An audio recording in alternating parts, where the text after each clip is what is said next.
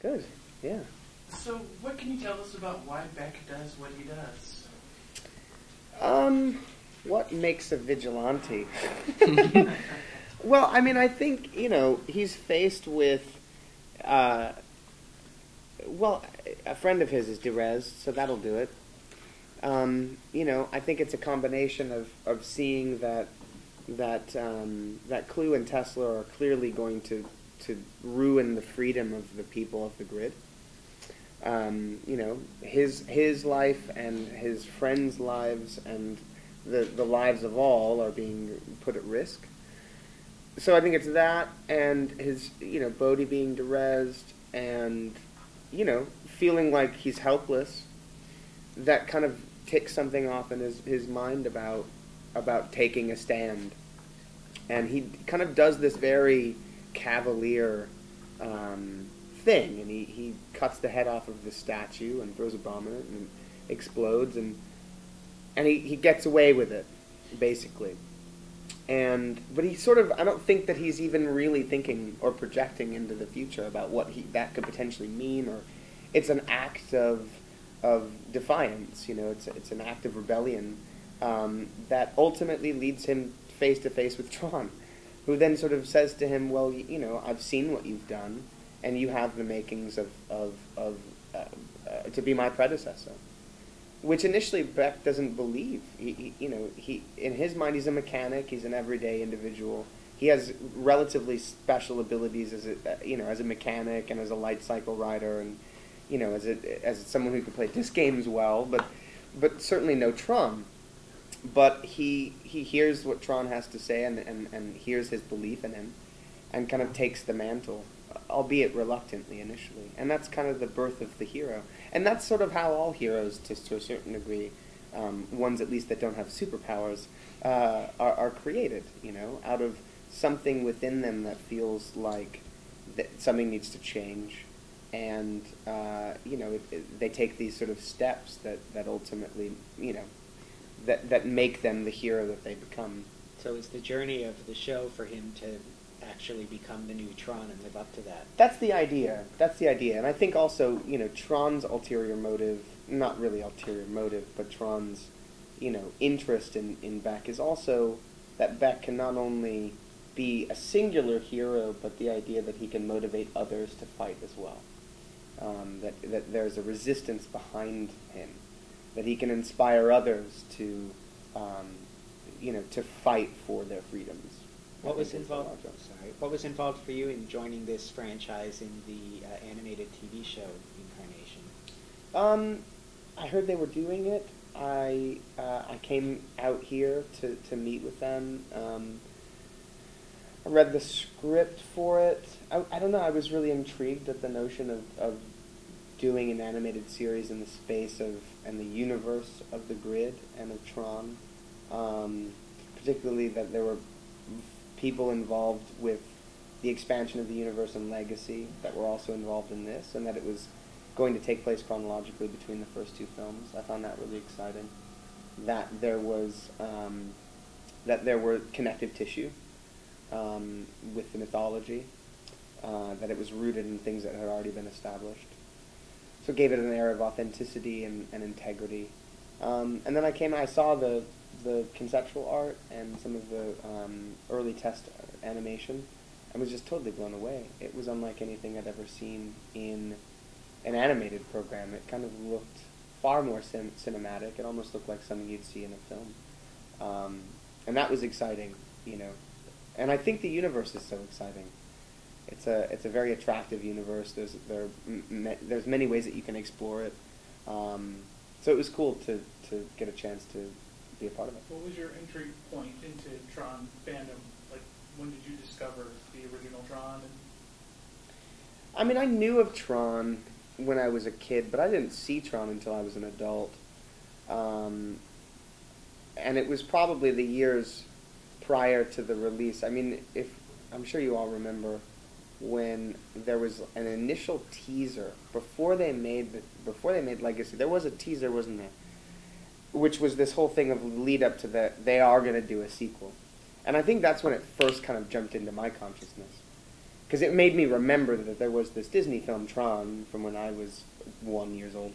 And I remember the video game. And the lore, if you're at all a nerd and into that world, you're going to cross paths with it. So I just knew of it.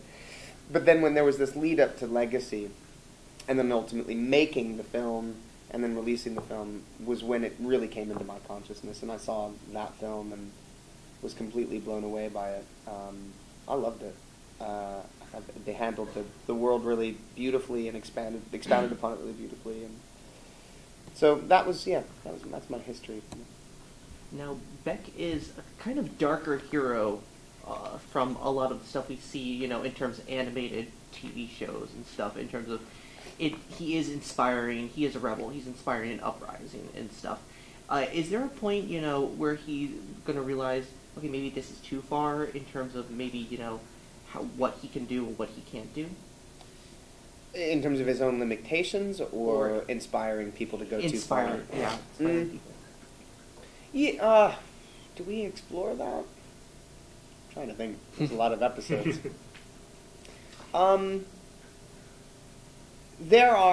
We do encounter misguided. We encounter misguided rebellion. He kind of, he inspires a lot of people around him, and there are elements to some of the people he inspires that some of their methods aren't exactly the best methods. Potentially dangerous methods and doing more harm than they do good, which is definitely something one encounters with this sort of story. So yeah, we definitely get into a bit of that. You talked about your Tron fandom. How much of an animation fan are you? I love animation. Yeah, I love it. It's always been really fun for me, too, to work within animation. I've done a couple of films now. Right.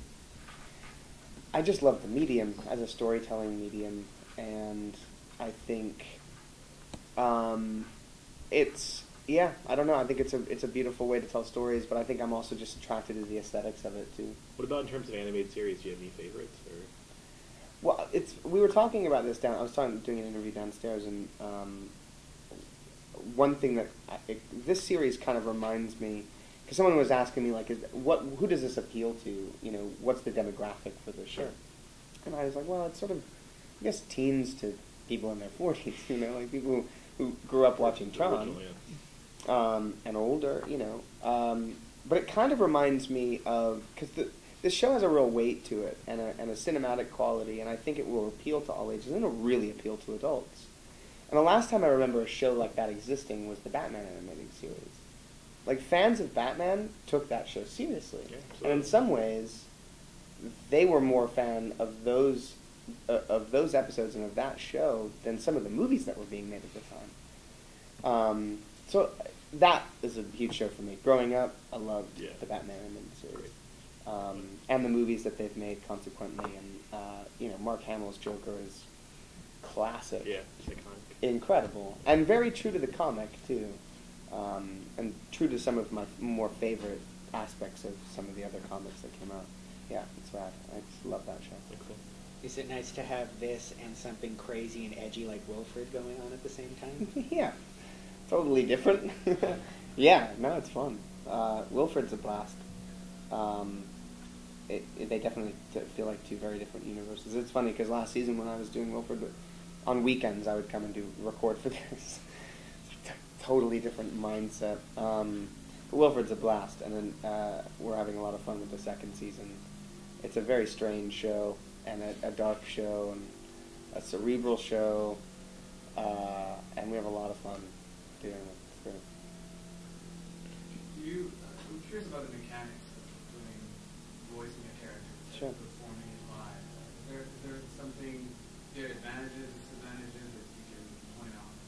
Well, I mean, the major difference is that you're not at all concerned about your appearance or your physicality, or you don't have to, you're not thinking about the logistics of a scene, in regards to where you are and what you're wearing and the props and other things that you interact with in a physical way.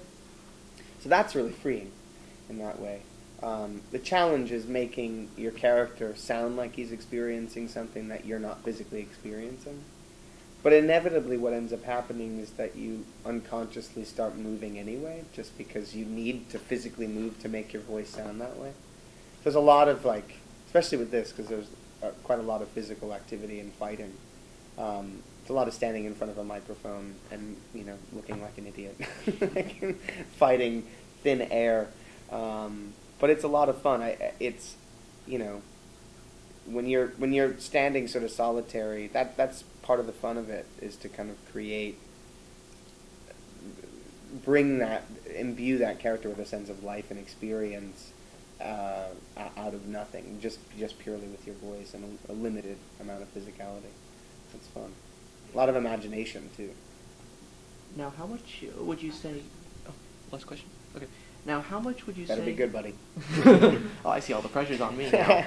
How much would you say that you are like or unlike Beck in terms of, you know, as a character? Mm-hmm. Like, do you relate to him very well, or do you have to do something to really get yourself in the mindset? No, I mean, I relate to his ideals. I think everybody can relate to wanting to revolt against, you know, tyranny. Oh, that. You know, I think there's something also very human about Beck. He's not he's not without fault. He's not infallible. Like he makes mistakes. He's bound by, albeit a physical realm.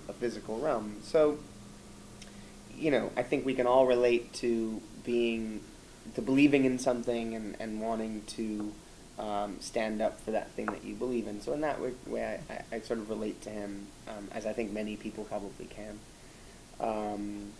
Is there an aspect that you don't relate to him at all? I don't know. I mean, I guess I don't know if I could be as heroic as that, or to take that many.